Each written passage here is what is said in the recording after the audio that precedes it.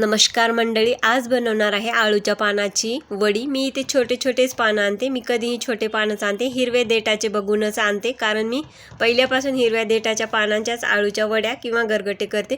तर मी इथे आता चिंच गुळाचं पाणी भिजत घातलेलं आहे।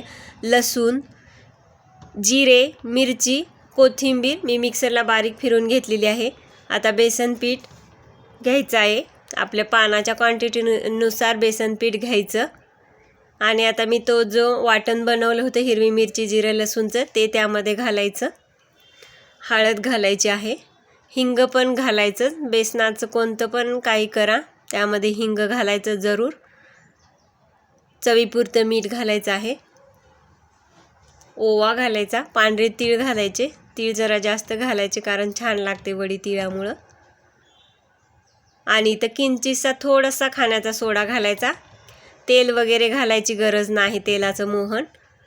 आणि थोडंसं काश्मीरी मिरची पावडर इथे मी घातलेलं आहे। छान आता मिक्स करून हे सैलसर पीठ भिजून घेणार आहे। चिंचेचा कोळसुद्धा यामध्येच मिक्स करायचा, बघू शकता तुम्ही या प्रकारे। यामुळे काय होते, चवीला अप्रतिम लागतात ह्या वड्या आणि खवखवत नाहीत।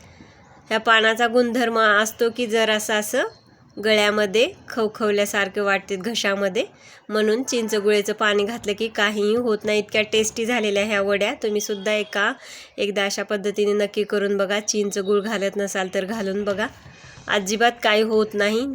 उकडलेली नुसती वडी खाल्ली तरी सुद्धा खवखवत नाही गळ्यामध्ये, मी माझा अनुभव सांगते तुम्हाला।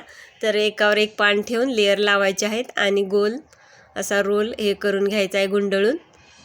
या 2-3 प्रकारचे रोल करता येतात, आपल्याला जसं आवडेल तसं आपण या ठिकाणी करू शकतो। पण हा रोल आता केलाय तो तळताना वड्या सुटल्या जातात, पण आता हा केलाय ना तसा एकावर एक ठेवून तो सुटत नाहीत, मी त्याच प्रकारे करते कायम। आता माझे रोल बनवून झालेले आहेत, चाळणीला तेल लावलेलं आहे गाळण्याला। आणि आता माझ्याकडे स्टीमर नसल्यामुळे मी असा जुगाड करते, पातेल्यात पाणी घातलेलं आहे, गरम झालेलं आहे, तेल लावून आता चाळणमध्ये मी ह्या वड्या ठेवलेल्या आहेत। फक्त 15 मिनिटासाठी ह्या उकडून घ्यायच्या आहेत वड्या। आणि जर कुकरमध्ये लावत असाल तर 3 शिट्ट्या काढा, काही प्रॉब्लेम नाही। 15 मिनटं इथं झालेले आहेत, बघू शकता तुम्ही। छान वड्या उकडलेल्या आहेत, पानंसुद्धा अजिबात फाटत नाहीत। 15 मिनिटच उकडायच्या, जास्त उकडायची गरज नाही। आता थंड झाल्यावर रोल मी आता कट केला आहे, मुलगा माझा शाळेतून आलेला आहे, त्याला खायला द्यायचे आहेत मला। आता मी डीप फ्राय करत नाही, असंच तव्यावरती तेल घालून करते। अप्रतिम चवीला झालेल्या मंडळी, तुम्ही सुद्धा नक्की करून बघा अशा पद्धतीने ह्या आळू वड्या। चॅनलवर नवीन असेल तर सबस्क्राईब करा, व्हिडिओ आवडल्यास लाईक करा। धन्यवाद।